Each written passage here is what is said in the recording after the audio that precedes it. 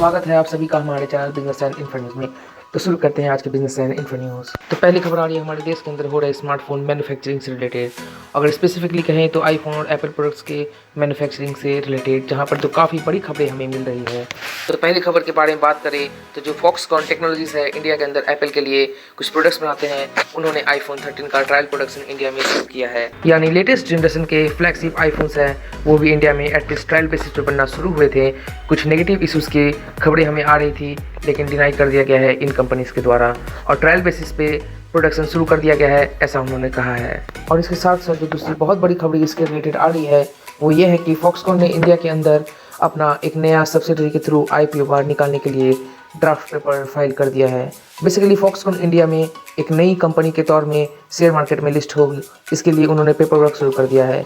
सेबी के साथ में 5,000 करोड़ रुपए का ये IPO करना चाहते हैं। तो इनके फॉक्सकॉन जो है एक ताइवानीज कंपनी है, आप जैसे कि जानते हैं ये एप्पल के लिए चाइना में और इंडिया में कई सारे प्रोडक्ट्स बनाते हैं। इनफैक्ट सबसे बड़ी मैन्युफैक्चरर है एप्पल के लिए, और इंडिया के अंदर ये बहुत ही ज़्यादा लॉन्ग टर्म प्लान ये कर रहे हैं। इंडियन मार्केट को भी कोर ग्रोथ के लिए इंपॉर्टेंट समझते हैं, इसके लिए इंडिया के अंदर ये अपनी कंपनी को रजिस्टर करके अलग से उसका IPO बनाकर इंडियंस को उसके अंदर पैसे इन्वेस्ट करने का मौका फॉक्सकॉन देगी। तो अब तक किसी भी बड़ी कंपनी ने इंडिया के अंदर ये चीज़ किया नहीं। ओप्पो, वीवो, शाओमी जो भी चाइनीज कंपनी है उन्होंने अभी तक ऐसा किया नहीं है। और जो हमारे इंडियन स्मार्टफोन कंपनी है उनमें से कुछ पहले से लिस्टेड है, लेकिन इतने बड़े पैमाने पे कोई भी कंपनी ग्लोबल लेवल पे स्टैंड नहीं कर रही है। फॉक्सकॉन हम कह सकते हैं मोस्ट इंपॉर्टेंट कंपनी है स्मार्टफोन मैन्युफैक्चरिंग में, और इनका IPO आना अपने होम कंट्री और चाइना के बाहर अपने आप में एक बहुत ही बड़ा स्टेटमेंट देता है कि इंडिया के लिए वो कितना सीरियस है। अगली दोस्तों खबर आ रही है मुंबई में शुरू होने वाले काफी अवेटेड प्रोजेक्ट से रिलेटेड, जो कि है वाटर टैक्सी सर्विसेज। तो दोस्तों कई सालों से ये प्रोजेक्ट अंडर कंस्ट्रक्शन था, काफी ट्रायल्स वगैरह इसकी ली जा रही थी, और अभी ऐसा खबर आ रहा है कि जनवरी 2022 में मुंबई के डोमेस्टिक क्रूज टर्मिनल से लेके नवी मुंबई के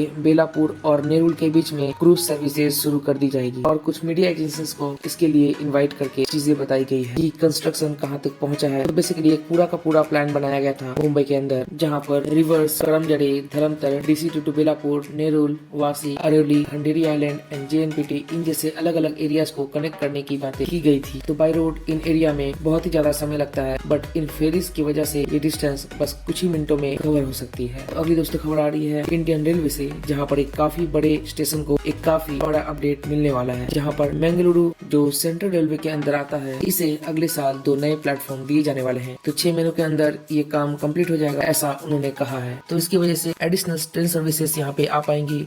कंजेस्टेड जोन जो हो रहा था ये स्टेशन वो कम होगा, और साथ साथ जो नई यात्री फैसिलिटीज यहाँ पे बनाने का काम चल रहा था वो भी यहाँ पर कंप्लीट होगा। तो अगली दोस्तों खबर आ रही है देश के अंदर इलेक्ट्रॉनिक और स्पेसिफिकली सेमीकंडक्टर मैन्युफैक्चरिंग से रिलेटेड। तो हम लोग जानते हैं कि पिछले 2 हफ्तों से हमें खबरें आ रही है एक के बाद एक कि इंडिया में सेमीकंडक्टर मैन्युफैक्चरिंग बहुत ही सीरियस ली जा रही है, और गवर्नमेंट ने अभी एक बिल पास की है। ताइवान के साथ में हमारी 2-3 बातें चल रही है, ऑफिशियली कुछ चीजें साइन की है ताइवान और सेमीकंडक्टर मैन्युफैक्चरिंग कंपनी के साथ में। कुछ प्राइवेट कंपनीज भी आपस में चीजें साइन की है, लेकिन अभी थोड़ा क्लैरिटी मिल रही है कि MP 2019 जो उसके अंदर एडिशंस करते हुए आने वाले 3-4 साल में गवर्नमेंट बहुत बड़े पैमाने पर सेमीकंडक्टर इंडस्ट्री में एंटर करेगी, और इसके जरिए देश को एक काफी बड़ा बूस्ट मिलने वाला है ग्लोबल सेमीकंडक्टर इंडस्ट्री के अंदर। तो बेसिकली यहाँ पे एक प्लान अनाउंस किया गया है कि इन डिटेल कि इंडिया कौन कौन से स्टेप लेगा फैब्रिकेशन यूनिट सेटअप करने के लिए, किस तरीके से कंपनीज को लाया जाएगा। बेसिकली एक पूरा का पूरा टाइमलाइन दी गई है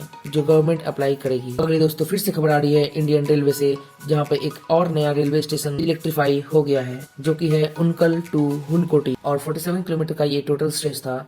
ये एरिया गुजरता है होसपेटे, हुबाली, लौंडा, वास्को दा गामा रूट के बीच में, जिसका इलेक्ट्रिफिकेशन का वैसे पूरा काम चल रहा है, जिसमें एक सेक्शन था CIS के द्वारा इसका इंस्पेक्शन किया गया। इलेक्ट्रीफाई स्टेशन जो था वहाँ पे जो भी चीजें हैं वो चेक की गई, और बेसिकली ये जो सेक्शन है वो काफी डेंस एरिया में से गुजर रहा है, तो जिसकी वजह से कई फुट ब्रिजेस, कई road bridges, level crossing, major and minor bridges, curve sections और जो भी दूसरी चीजें इस रोड पर मौजूद थी, इन्हें इलेक्ट्रिक लोको को यूज करते हुए टेस्ट कर लिया गया है, जिसकी वजह से रेलवे को जो गोल था 100% इलेक्ट्रिफिकेशन का, उसके भी हम और पास पहुंच गए हैं। Thank you guys.